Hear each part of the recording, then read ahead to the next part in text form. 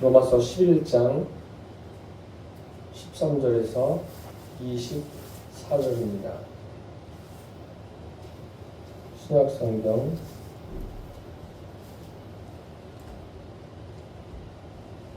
255페이지를 찾으시기 바랍니다.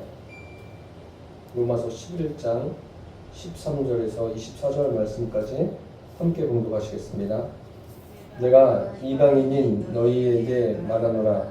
내가 이방인의 사도인 만큼 내 직분을 영광스럽게 여기노니 이는 혹 내 고륙을 아무쪼록 시기하게 하여 그들 중에서 얼마를 구원하려 함이라.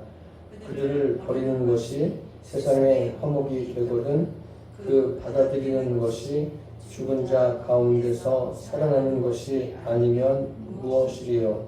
제사하는 처음 익은 곡식 가루가 거룩한즉 떡덩이도 그러하고 뿌리가 거룩한즉 가지도 그러하니라. 또한 가지 얼마가 꺾이었는데 돌 감람나무인 내가 그들 중에 적부침이 되어 참 감람나무 뿌리의 진액을 함께 받는 자가 되었은즉 그 가지들을 향하여 자랑하지 말라. 자랑할지라도 내가 뿌리를 보존하는 것이 아니요 뿌리가 너를 보존하는 것이니라. 그러면 내 말이 가지들이 꺾인 것은 나도 적부침을 받게 하려 함이라 하리니 옳도다. 그들은 믿지 아니함으로 꺾이고 너는 믿음으로 섰느니라. 높은 마음을 품지 말고 도리어 두려워하라. 하나님이 먼 가지들도 아끼지 아니하셨은즉 너도 아끼지 아니하시리라. 그러므로 하나님의 인자하심과 준엄하심을 보라. 넘어지는 자들에게는 준엄하심이 있으니 너희가 만일 하나님의 인자하심에 머물러 있으면 그 인자가 너희에게 있으리라. 그렇지 않으면 너도 지키는 바 되리라. 그들도 믿지 아니하는데 머무르지 아니하면 적부침을 받으리니 이는 그들을 적부칠 능력이 하나님께 있음이라. 내가 원 돌감나무에서 씻김을 받고 본성을 거슬러 좋은 감람나무에 적부침을 받았으니 원가지인 이 사람들이야 얼마나 더 자기 감람나무에 적부치심을 받으랴. 아멘. 오늘은 적부침의 비유를 바울이 설명하고 있습니다. 내가 이방인인 너희에게 말하노라. 내가 이방인의 사도인 만큼 내 직분을 영광스럽게 여긴다. 지금 이방인들에게 말하는 것은 맞습니다. 그렇지만 이방인에게만 말하는 것이 아닙니다. 이 말씀은 유대인에게도 그대로 해당되는 말씀입니다. 아울러서 오늘날 우리들에게 굉장히 중요한 내용입니다. 어떤 면에서 중요하냐면 구원론에서 중요하다는 말씀입니다. 성경은 구원을 말씀하고 있다라고 제가 말씀을 드렸습니다. 특별히 로마서 1장부터 우리가 살펴보았는데 로마서 1장에 보시면 1장부터 이렇게 보시면 부르심을 입은 자라는 표현이 있지 않습니까? 하나님께서 부르시는 거예요. 사람들을 부르시는 목적이 무엇이죠? 결국은 구원입니다. 그리고 택하심을 입은 자 이런 표현이 있죠. 택하심을 입는 것, 택하시는 것도 결국은 무엇입니까? 구원과 아주 깊은 관계가 있습니다. 그래서 로마서 8장 같은 경우에 보면 생명의 성령의 법이 죄와 사망의 법에서 너를 해방하였다. 생명의 성령의 법, 그것이 우리를 죄와 사망의 법에서 해방시키고 구원에 이르게 했다. 그런 말씀입니다. 그리고 계속 그 8장 이후에 살펴보면 주의 이름을 부르는 자, 구원을 얻는 자 아닙니까? 또 믿음은 그리스도의 말씀으로 말미암는다. 다 구원과 관계된 거예요. 이 구원이라는 것은 한 가지죠. 구원이라는 것은 한 가지인데 하나님은 다양한 그 표현으로 우리에게 말씀해 주십니다.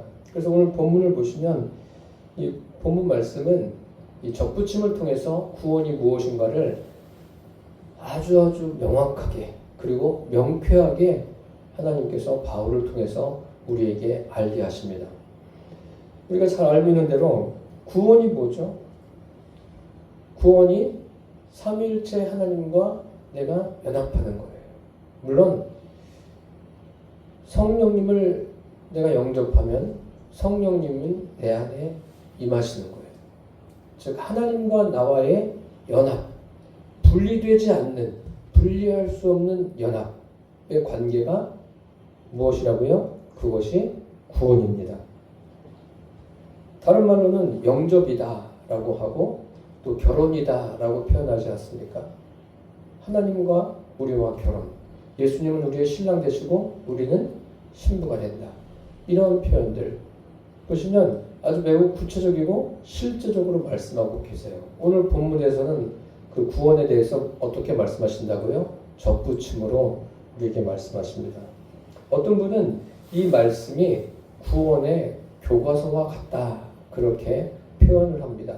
그런데 제가 이 말씀을 보고 또 보니까 그런 것 같아요. 예.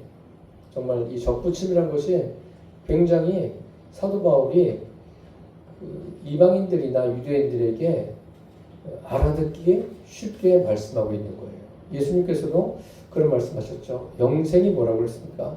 영생은 곧 유일하신 참 하나님과 그가 보내신 자 예수 그리스도를 아는 것이다. 예수님도 분명하게 말씀하셨어요. 오늘 23절에 보시면 기독신앙에서 믿음이 무엇인가를 우리에게 정확하게 말씀해주고 있어요. 23절에 보면 그들도 믿지 아니하는데 머무르지 아니하면 접붙임을 받으리니. 결국 구원의 조건이라는 것은 뭐예요? 접붙임이라는 거예요. 접붙임이 구원이라는 거예요. 우리가 구원받으려면 예수님을 영접해야 된다 이렇게 말하지 않습니까? 그 영접과 같은 게 이 접붙임이에요. 내가 하나님과 하나가 되는 거예요. 내가 하나님과 하나가 됐으면 하나님이 의로우시니까 내가 의롭게 되는 거예요. 내가 의로운 일을 해서 의로워지는 것이 아니라 하나님과 하나가 되었기 때문에 우리가 의롭게 되어진다. 이런 부분들을 정확히 알고 계셔야 돼요. 그래서 이 접붙임이라는 것은 역시 하나님과 내가 하나가 되는 그것을 의미하고 있습니다. 하나님은 우리에게 다양하게 역사하십니다. 역사하시는데 그 창세기서부터 이제 요한계시록까지 쭉 보시게 되면 하나님께서 일방적으로 역사하시는 경우가 있어요. 우리는 그 일방적으로 역사하시는 하나님도 믿습니다. 그리고 하나님이 사람들과 함께 하시는 그런 경우들도 보시면 성경에 다양하게 기록되어 있지 않습니까? 그런데 이 함께 하신다는 것이 어떻게 함께 하시느냐 하는 것이 중요한 거예요. 우리가 지금 하나님이 우리와 함께 하신다. 그럼 어떻게 함께 하시는 거죠? 제가 말씀드린 대로 성령님이 각 사람 안에 내주에 계신 거예요. 그것을 함께 하신다. 그게 마태복음의 표현으로 말씀드리면 임마누엘이죠. 임마누엘. 나와 함께 하신 하나님은 어디에 계셔요? 내 안에 내주하시는 거예요. 내 안에 내주. 그래서 그게 함께 하는 거예요. 우리의 믿음은 뭐예요? 주님이 성령으로 내 안에 계신 것을 믿는 믿음입니다. 하나님이 일방적으로 역사하시는 것, 또 하나님이 또 여러 가지 방법으로 함께 하시는 것, 그것도 믿지만 우리의 믿음, 더 중대한 믿음은 뭐냐면 하나님이 성령으로 내 안에 계신 것. 우리는 그 믿음을 가지고 살아갑니다. 그래서 구원론의 믿음은 결국 임마누엘이에요. 이것이 접붙임으로 오늘 말씀하고 있습니다. 접붙인다. 우리가 일반 그 과실수들을 접붙일 때도 어떻게 합니까? 좋은 나무에다가 그 좋지 않은 것들을 그 가지를 꺾든지 뭐 찍든지 자르든지 해가지고 접붙이지 않습니까? 오늘 본문에는 바울이 어떻게 설명하고 있습니까? 참 감람나무에 돌 감람나무의 가지를 잘라서 참 감람나무에 접붙인다. 이렇게 말하고 있습니다. 그럼 참 감람나무가 누구예요? 하나님을 의미하는 거예요. 그리고 돌 감람나무는 그 이방인들을 먼저 말하고 있는 거죠. 이방인들. 또 로마서에서 야만인이다 그렇게 표현하고 있습니다. 그들을 말하고 있는 겁니다. 그들을 접붙이는 거예요. 그런데 생각해 보십시오. 나무는 어떻습니까? 뭐 여기 나무가 있어서 좋은 나무에다가 갖다 놓고 또 그렇지 않은 뭐 시원찮은 나무를 가져다가 가지를 꺾어서 이 좋은 나무도 찢고 거기에 접붙이면 되잖아요. 나무는 그렇게 하면 돼요. 사람을 그렇게 할 수가 있어요? 사람은 그렇게 하는 게 아니죠. 사람은 어떻게 뭐 꺾고 찢고 이렇게 할 수가 없잖아요. 그런데 그럼 그 의미가 무엇이죠? 사람은 그렇게 할 수 있는 존재가 아니에요. 먼저 이 말씀, 오늘은 접붙임에 대해서만 말씀드릴 거예요. 이 접붙임에 대해서 바르게 이해하려면 우리가 먼저 나 자신이 돌 감람나무인 것을 믿어야 돼요. 내 존재가 뭐라고요? 돌 감람나무다. 이것을 믿는 믿음이 있어야 돼요. 그럼 돌 감람나무는 어떤 거예요? 실제로 돌 감람나무는 열매도 시원찮고 열매가 열려도 어떻습니까? 별로 상품 가치도 없고 맛도 없고 그냥 좋지 않은 거예요. 아주 쓸데없는 거예요. 쓸데없는 거. 무용지물이죠. 우리가 그런 존재예요. 우리가. 그것을 뭐라고 이야기하냐면 본능이다 라고 말할 수 있습니다. 그래서 인간이 태어난 상태, 태어날 때부터 가지고 있는 그런 본능들. 그래서 모든 인간이 다 사실은 뭐예요? 돌 감람나무예요. 원래는. 그것을 그 사람들이 자기 자신을 알아야 돼요. 아, 내가 이런 존재구나. 그래서 사람들은 그 상대적으로 내가 저 사람에 비해서 굉장히 잘났어. 그렇게 생각하는 사람들이 많은 것 같습니다. 많은데 실제로는 그렇지 않아요. 사람들은 그 본성이 어때요? 모두가 다 동일한 거예요. 이 돌 감람나무처럼 쓸모가 없어요. 쓸모없는 그런 존재예요. 그래서 오늘 본문에도 이방인만 이야기하는 게 아니에요. 이방인을 통해서 유대인들도 그렇고 모든 사람도 다 뭐라는 거예요? 돌 감람나무다 라고 말하는 거예요. 그런데 유대인들은 어떻게 생각합니까? 자기들은 아니라고 생각하는 거예요. 그게 더 큰 문제인 거예요. 이게 뭐냐면 진심으로 성령으로 거듭나지 아니한 모든 사람이 뭐라는 거예요? 돌 감람나무라는 거예요. 이런 부분들을 우리가 명확하게 잘 정리하고 있어야 돼요. 이미 여러분들은 뭐예요? 참 감람나무에 접붙인 믿음의 사람들입니다. 그런데 그렇게 되기 전에는 다 뭐라고요? 돌 감람나무다 라는 것을 아셔야 돼요. 그것을 예수님이 그 체포되는 장면을 보시면 정확하게 알 수 있습니다. 예수님께서 십자가를 지시기 전에 대제사장이 사람들을 데려오지 않습니까? 그래서 예수님을 체포해요. 체포하는데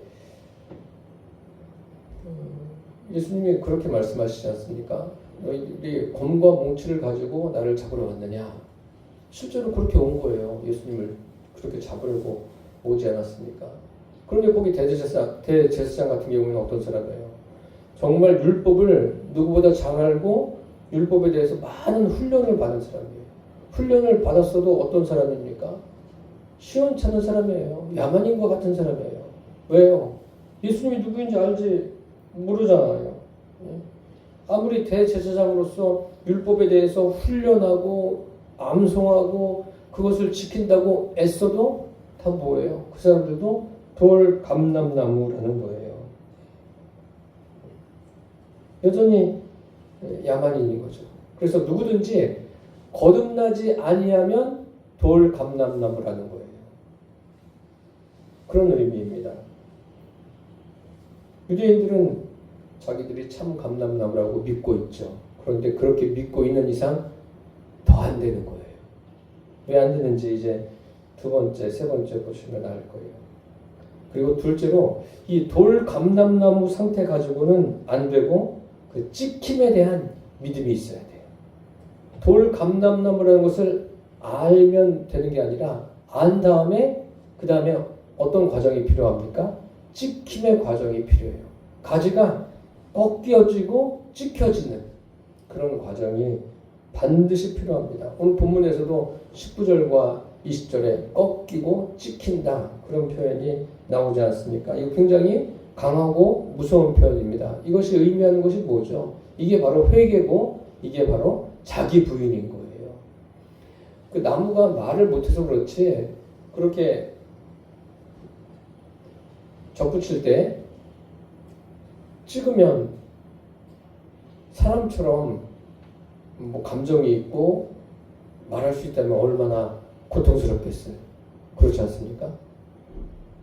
우리가 자기 부인을 하는 자기의 본성에 대해서 자기 부인을 하는 그런 과정이 쉽습니까? 어렵죠. 어려운 거예요. 자기를 부인하는 과정이 어려운 거예요. 참 어렵습니다. 그래서 사람들이 교회 안 나오잖아요. 예수 믿는 거 뭐 주일날 매주일 예배드리러 나오라고 그게 귀찮아서 안 믿는 게 아니에요. 사실은 자기의 본성 때문에 못 나오는 거예요. 본성이 썩 좋은 줄을 아는데 그렇지 않아요. 예, 그것을 부인하기가 어려운 거죠. 그래서 24절에 보면 내가 원 돌감나무에서 찍힘을 받고 본성을 거슬러 이 본성을 거스른다. 즉 인본적인 것을 거슬러 가야 돼요. 인본적인 것을 이런 인본적인 요소를 버려야 되는 거예요. 그 돌감나무를 찍어서 어디 접붙여요? 참 감람나무에 접붙이는 거예요. 하나님께 접붙여야 되는 거예요. 그렇게 되지 않으면 안 돼요. 그런데 유대인들은 어떠냐면 유대인들은 자기들이 참 감람나무예요. 그런데 어떤 의미에서 참 감람나무인지 아십니까? 종교적인 의미에서 그런 거예요. 종교적인. 주님이 보실 때 야 너희들 정말 참 감람나무 맞구나. 그런 게 아니라 종교적으로 자기들 그냥 생각으로 자기들은 참 감람나무라고 믿고 있는 거예요. 그런데 이 바울을 통해서 아니라고 말씀하고 있지 않습니까? 자기 부인이 있어야 돼요. 이 찍힘에 대한 믿음이 있어야 돼요. 그러니까 바울 같은 경우에는 뭐라고 말합니까? 나는 날마다 죽노라. 예수님께서 뭐라고 그러셨어요? 날마다 자기를 부인하고 자기 십자가를 지고 나를 따르라. 날마다의 날마다. 잊지 마십시오. 저도 마찬가지예요. 특히 목회자들은 이런 부분에서 더해요, 더 아주 깨어있지 않으면 언제 어떻게 될지 모릅니다. 그래서 하나님 앞에 나를 포기할 수 있어야 돼요. 나 자신을. 그런 사람이 자기를 포기할 때 거기에 하나님의 은혜가 임하는 거예요. 대표적인 예로 그 마태복음 6장 33절에 보면 너희는 먼저 그의 나라와 그의 의를 구하라. 그리하면 이 모든 것을 너희에게 더하시리라. 이게 무엇입니까? 먼저 너 자신을 포기하라는 거예요. 하나님 앞에서. 너 자신을 부인하라는 거예요. 너 자신을 부인할 때 그럴 때 하나님의 역사하심이 있다는 거예요. 우리가 날마다 우리 자신을 부인하면서 살아가는 그리스도인 되시기를 바랍니다. 이게 찍힘이에요. 그러니까 이것을 부인하기가 얼마나 어렵겠습니까? 그 왜 어렵죠? 왜 안 되는 거죠? 유대인들은 안 돼요. 되질 않습니다. 못하기도 하고 안 되기도 하고. 왜 그럴까요? 20절과 18절에 보시면 옳도다 그들은 믿지 아니하므로 꺾이고 너는 믿음으로 섰느니라. 높은 마음을 품지 말고 도리어 두려워하라. 그 20절에는 높은 마음을 품지 말라고 했어요. 18절에는 자긍에 대해서 말하고 있죠. 스스로 높아지는 거예요. 결국 이것을 교만이라고 표현할 수 있습니다. 하나님 앞에 교만한 거예요. 유대인들은. 그래서 안 되는 거예요. 그래서 교만 때문에 안 되는 거예요. 자기가 어떤 존재인가를 정확하게 볼 수 있어야 돼요. 그러니까 나 자신을 볼 수 있어야지 자기 부인이 되는 거예요. 아, 하나님, 제가 정말 이런 존재네요. 이런 존재에게 주님이 은혜를 베풀어 주시네요. 제가 좀 이따 말씀드리겠지만 주님이 내 안에 들어오신다고 이게 믿음 아닙니까? 내가 마음을 열고 주님 내 안에 들어오십시오. 이게 영접이잖아요. 이게 또 접붙임이에요. 주님과의 결혼이고. 그럼 뭐가 되는 거예요? 주님 들어오세요. 그러려면 자기 자신의 부인 없이는 가능하겠습니까? 안 되죠. 유대인들이 그게 안 되는 거예요. 교만하니까. 그게 이스라엘 백성들의 문제예요. 오죽하면 예수님께서 뭐라고 말씀하십니까? 나는 마음이 온유하고 겸손하니 나의 멍에를 메고 내게 배우라. 그렇게 말씀하시지 않습니까? 아니 예를 들어서 하나님께서 일방적으로 그냥 알아서 다 하시면 뭐가 어렵겠어요? 뭐가 문제가 되겠습니까? 그런데 하나님과 우리의 관계는 하나님이 일방적으로 하시는 관계가 아닙니다. 어떤 관계라고 그랬습니까? 인격적 관계라고 했어요. 그렇기 때문에 하나님은 그렇게 아무렇게나 하시는 분이 아니에요. 인격적 관계인데 하나님이 보이지 않잖아요. 그래서 보이지 않는 하나님을 내가 내 마음속에 모시려면 어떻게 해야 돼요? 내가 없어야 되는 거예요. 나를 부인해야 돼요. 나를 부인한 그 자리에 주님을 모셔드리는 거예요. 참 이런 면에서 삭개오 같은 경우에는 우리에게 굉장히 이 믿음을 갖는데 큰 도전을 줍니다. 삭개오가 자기 집으로 주님을 영접하지 않습니까? 집으로 영접했지만 결국 그것은 뭐예요? 주님을 이미 자기 마음속에 모셔드리는 것과 똑같습니다. 주님이 뭐 이런저런 이야기 하셨습니까? 하지 않았음에도 불구하고 자기가 이렇게 하겠습니다. 이야기하지 않습니까? 그게 뭐예요? 주님이 임하신 증거이기도 합니다. 나 자신이 없어져야 된다. 그래서 22절에 보시면 그러므로 하나님의 인자하심과 준엄하심을 보라. 넘어지는 자들에게는 준엄하심이 있으니 너희가 만일 하나님의 인자하심에 머물러 있으면 그 인자가 너희에게 있으리라. 그렇지 않으면 너도 찍힌 바 되리라. 너희가 만일 하나님의 인자하심에 머물러 있으면 그 인자가 너희에게 있으리라. 이 인자를 다른 말로 표현하면 뭐라고 할 수 있습니까? 성령이십니다. 그리고 보혜사다라고 말씀드릴 수가 있습니다. 성령님이 내 안에 계시면 우리가 그분과 함께 삶을 살아내는 겁니다. 이것이 뭐예요? 하나님과 나와의 인격적인 연합입니다. 인격적인 연합을 위해서 우리가 찍어지는, 즉 나 자신이 부인되어지는 일이 반드시 있어야 됩니다. 그래서 매일같이 그 고개를 드는 나 자신을 부인하기 위해서 바울은 어떻게 한다고 했습니까? 나는 날마다 죽노라. 오죽하면 그렇게 고백하겠습니까? 그런 고백들은 우리가 보면서 야, 이게 주님을 가까이 하는 방법이구나. 그것을 깨닫고 저와 여러분도 날마다 내가 죽고 예수로 사는 뭐 그런 지금 제가 하다 보니까 어떤 찬양의 가사를 말씀드렸네요. 그래요. 내가 죽고 예수로 사는 그게 날마다 매 순간 이루어져야 되는 거예요. 그럴 때 하나님의 나라가 드러나게 되는 줄 믿습니다. 그 다음에 이제 내가 부인되어지는 것으로 끝나는 것이 아니라 최종적으로 무엇이 남았습니까? 적부침이 있어야 돼요. 적부침. 적부침을 받아야 된다. 이런 믿음이 우리에게 있어야 됩니다. 첫 번째로 뭐를 말씀드렸습니까? 아, 나 자신이 이런 존재야. 내가 돌감람 나무구나. 라는 것을 아셔야 되고 그 다음에 그것을 알았으면 내가 찍혀야 되는 거야. 거기 가지가 잘라져야 되죠. 접붙이려면 잘라져야 돼요. 그럼 나 자신이 부인되어지는 그러한 일이 있은 후에 그 다음에 잘라진 것을 가지고 와서 참 감람나무에다가 접붙여야 돼요. 접붙이는 믿음. 하나님과 접붙여지는 그러한 믿음이 우리에게 있어야 됩니다. 이것이 바로 구원의 절대적인 조건의 믿음입니다. 그래서 23절에 다시 한번 보시면 그들도 믿지 아니하는데 머무르지 아니하면 이 말씀이 무슨 말씀인지 아세요? 그들도 믿지 아니하는데 머무르지 아니하면 부정의 부정입니다. 부정의 부정은 강한 긍정. 다시 말씀드리면 믿는데 거한다는 거예요. 믿는데 거하면 어떻게 된다는 거예요? 믿는데 거하면 접붙임을 받으리니 이는 그들을 접붙일 능력이 누구에게? 하나님께 있다. 그러니까 접붙임이 딱 되는 거예요.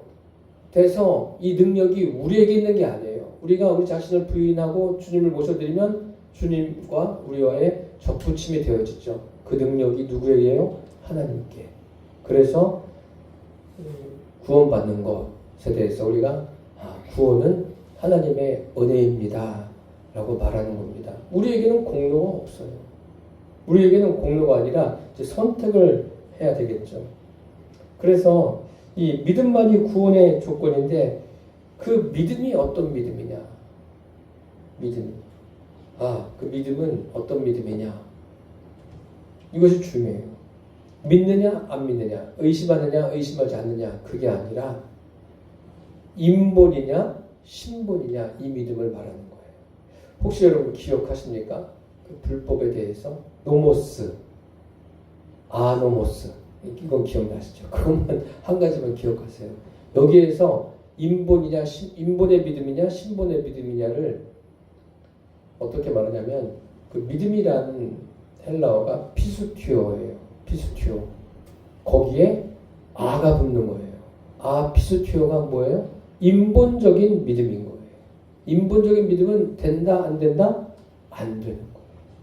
아무리 화려해 보여도 사람들이 볼 때 야 멋지다 훌륭하다, 사람들의 칭찬이 거기에 막 쏟아져도 인본의 믿음은 절대로 구원에 이를 수가 없습니다. 신본적인 믿음이 되어야 돼요.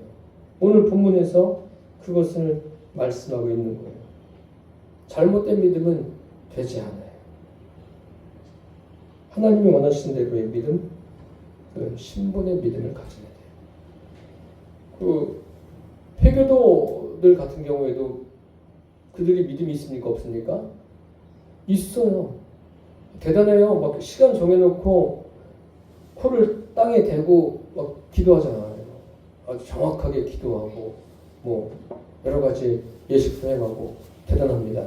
그런데 그들의 믿음이 어떤 믿음이라고요? 인본의 믿음이고 잘못된 믿음이에요. 이단도 마찬가지예요. 이단도 나름대로의 믿음은 가지고 있어요. 그게 뭐라고요? 인본의 믿음이고 잘못된 믿음이에요. 하나님이 원하시는 믿음은 뭐예요? 신본의 믿음이라는 거예요. 신본의 믿음은 다른 게 아니에요. 하나님과 사람과의 하나됨. 그게 바로 신본의 믿음임을 기억하셔야 돼요. 그래서 기독 신앙에 있어서의 실제적인 믿음은 죽은 믿음이 아니라 산 믿음이에요. 그래서 제가 주일날 말씀드렸잖아요. 그 한 제자에게 예수님이 뭐라고 말씀하시죠? 아버지 장사지를 간다고 그러니까 죽은 자들로 죽은 자를 장사하게 하고 그 다음에 뭐라고 그러셔요? 너는 나를 따르라. 너는, 그럼 이 사람은 죽은 자예요? 산 자예요? 산 자예요. 너는 살아있으니까 나를 따르라. 육신이 살아있는 게 아니라 영적으로 살아있다는 그것을 말하는 거예요. 그래서 내가 믿음을 갖고 있는데 그 믿음이 산 믿음이냐 죽은 믿음이냐. 산 믿음은 뭐예요? 주님과 나와 결합된 사람, 결합된 그 믿음을 갖고 있는 사람만이 산 믿음이에요. 성령으로 거듭난 믿음을 가지고 있는 사람만이 산 믿음이에요. 내가 주님을 믿습니다. 이렇게 말해서 되는 게 아니에요. 말한다고 해서 다 산 믿음입니까? 그렇지 않습니다. 이건 겉으로 보기에는 구분하기가 어렵습니다. 그러니까 더 실제적인 게 뭐예요? 예수님은 우리의 신랑이고 우리는 예수님의 신부다. 이런 표현도 있지 않습니까? 결혼으로 말씀하세요. 결혼은 뭐 추상적인 겁니까? 결혼은 구체적이고 실제적인 거예요. 구원이 그렇다는 거예요. 성령님이 내 안에 들어오는 게 굉장히 구체적이고 실제적인 거예요. 추상적인 게 아니에요. 눈앞에 보이는 제가 실제로 있는 것보다 더 실제가 뭐예요? 성령님이 우리 안에 계신 게 더 실제적인 거라는 것을 기억하십시오. 그래서 접붙임이란 것은 어떻습니까? 예수님을 믿는다. 믿는데 정확하게 믿음의 고백이 있어야 돼요. 예수님은 내가 뭐 죄사함 받는 것도 다 좋습니다. 죄사함 받는 것도 좋은데 중요한 것은 뭐예요? 내 마음속에 주님을 모셔드리는 것. 이것이 주님과 내가 하나가 되는 거예요. 다시 말씀드리면 요한복음의 표현으로는 성령으로 거듭나는 거예요. 이게 믿음이고 이것이 구원입니다. 그 외에는 안 돼요. 그리고 이 구원은 뭐예요? 영원한 거예요. 왜 영원한지 22절을 보십시오. 그러므로 하나님의 인자하심과 준엄하심을 보라. 넘어지는 자들에게는 준엄하심이 있으니 너희가 만일 하나님의 인자하심에 머물러 있으면 그 인자가 너희에게 있으리라. 그렇지 않으면 너도 찍힌 바 되리라. 너희가 만일 하나님의 인자하심에 머물러 있으면, 머물러 있다. 이것은 영적으로 영원한 거예요. 접붙임이란 것은 나를 부인하고 내가 꺾여지고 찢겨져서 참 감람나무에 뭐예요? 접붙임이 되는 거예요. 이렇게 한번 접붙인 것은 어떻다고요? 영적으로 영원한 거예요. 더 구체적으로 말씀드리면 한 번 구원받은 것은 영원한 구원이에요. 쉬우면서도 어렵죠. 왜 어렵습니까? 어떤 사람은 전에 예수님을 믿었다가 교회를 떠나고 아직 이제 교회 안 나오고, 그런 사람은 예수님을 믿었던 사람이 안 믿었던 사람이에요. 참 대답하기가 애매하시죠? 예수님을 안 믿었던 사람이에요. 다시 말씀드리면 이런 접붙임의 과정이 없는 거예요. 그냥 들어가지고 그래 나 믿어. 그냥 이 생각으로 동의하는 거지. 이런 접붙임, 주님과의 접붙임의 과정이 있는 사람은 떠날 수 있습니까? 절대로 떠날 수가 없어요. 왜요? 접붙였는데, 접붙이고 날마다 나를 부인하는데 어디를 떠나요? 떠날 수가 없는 거예요. 접붙임 없이 교회에서도 봉사할 수 있어요. 열심히 봉사하다가 떠나요. 시험에 들어서 실족해서 떠났다고들 표현하는 경우들이 참 많이 있죠. 그 사람들은 예수님을 믿은 적이 없는 거예요. 구원을 경험한 적이 없는, 어떤 그냥 기가 막힌 기적을 경험했어도요, 그건 소용이 없어요. 뭐가 있어야 된다고요? 나를 부인하고 내가 돌감나무인 것을 알고 나를 부인하고 참 감람나무에 접붙임 받는 그 믿음이 없이는 절대로 구원이 이루어질 수가 없는 거예요. 그렇게 접붙여지면 그것은 영원한 구원인 거예요. 영원히 지속되는 거예요. 내가 지속해 가는 것이 아니라 누가 지속해 가십니까? 내 안에 계신 성령님이 그것을 이끌어 가십니다. 생각해 보십시오. 가지가 꺾여졌어요. 그럼 그 가지가 자기 마음대로 살 수 있습니까? 꺾여진 가지가 살 수 있어요? 살 수 없습니다.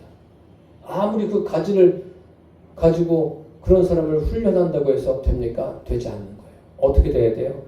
참 감람나무의 접붙임을 받아서 그 참 감람나무로부터 진액을 끊임없이 공급받아야 되는 거예요. 누구로부터?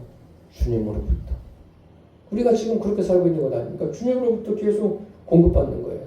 이 로마서 11장에 접붙임에 비유하면 딱 떠올려지는 말씀들 있지 않습니까? 요한복음 15장에 예수님께서 포도나무와 가지의 비유로, 나는 포도나무요 너희는 가지니 저가 내 안에 내가 전에 있으면 이 사람은 과실을 많이 맺나니 나를 떠나서는 너희가 아무것도 할 수 없다.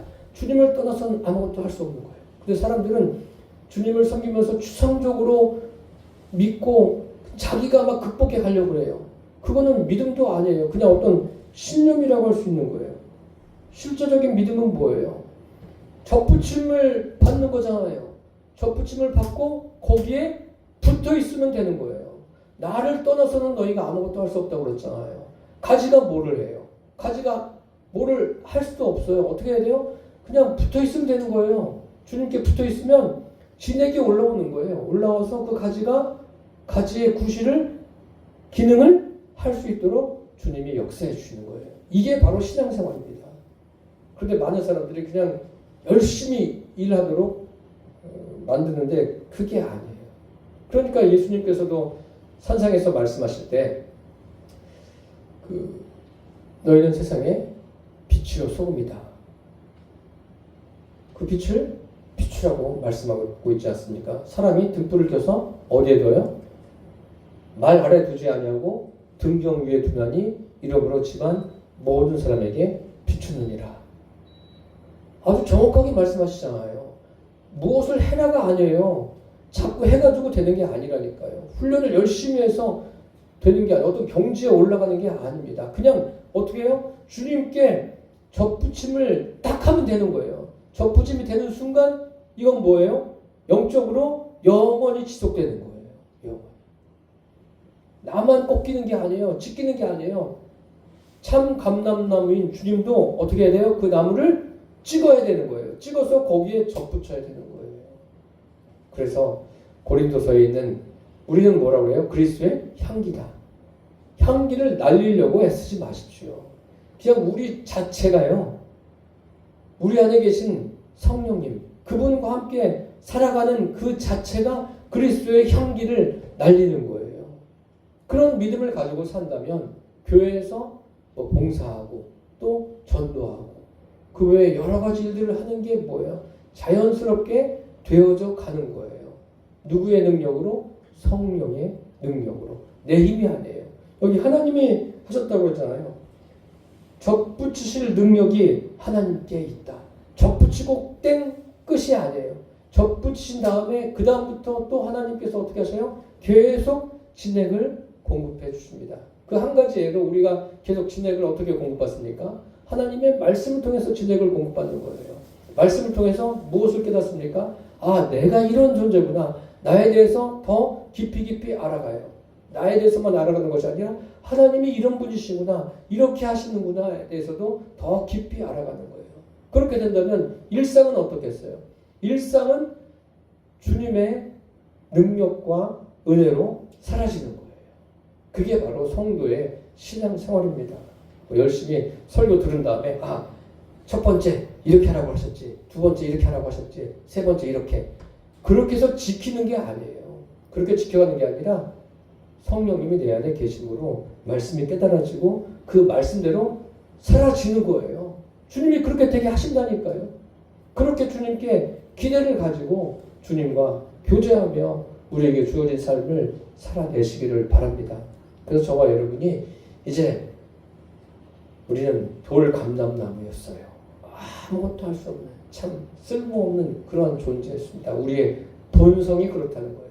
그런데 자기 부인이 이루어지고 찢기고 꺾여져서 참 감람나무 주님께 다 접붙인 바가 됐습니다. 이제는 주님을 떠나서는 아무것도 할 수 없는 존재가 됐어요. 매일 매순간 주님께로부터 영양분을 끊임없이 공급받고 우리에게 주어진 일상을 주님과 동행하며 살아내시기를 바랍니다. 아울러서 여러분의 그 삶을 통해서 믿지 않는 가족들이 또 믿지 않는 주변 사람들이 여러분들을 보고 복음을 듣고 또 주님께 접붙여지는 그런 역사들이 많아지기를 예수님의 이름으로 축원합니다. 기도하겠습니다. 살아계신 주님, 주님께서 베풀어 주신 은혜가 얼마나 큰지 이루다 헤아릴 수가 없습니다. 주님께서 구원에 대해서 참 다양한 각도에서 우리에게 알게 해주시니 감사합니다. 구원은 하나인데 다양한 모양으로 우리에게 말씀해 주셨습니다. 그럼에도 불구하고 우리 안에 있는 그 인본적인 믿음, 그런 것들이 해결되어진 것 같은데도 돌아보면 또 있고, 이런 우리들을 불쌍히 여겨 주옵소서. 오늘 접붙임의 비유를 통해서 다시 한번 깨닫게 해주셔서 감사합니다. 우리 각 사람이 자기 자신을 정직하게 보고 나 자신을 주님처럼, 예수님처럼 십자가에 못 박고 주님과 함께 얻은 이 생명으로 우리에게 주어진 삶을 살아내게 하여 주옵소서. 그리고 주님과 연합의 기쁨을 매일매일 누리며 살게 하여 주시고, 아직까지 주님을 믿지 않는 우리의 가족들, 또 우리 가까이 우리와 교제하는 사람들에게 복음이 전해져서 그들도 주님과 접붙여지는 그런 역사들이 많아지는 2026년이 되게 하여 주옵소서. 예수님의 이름으로 기도드립니다. 아멘. 이 찬송가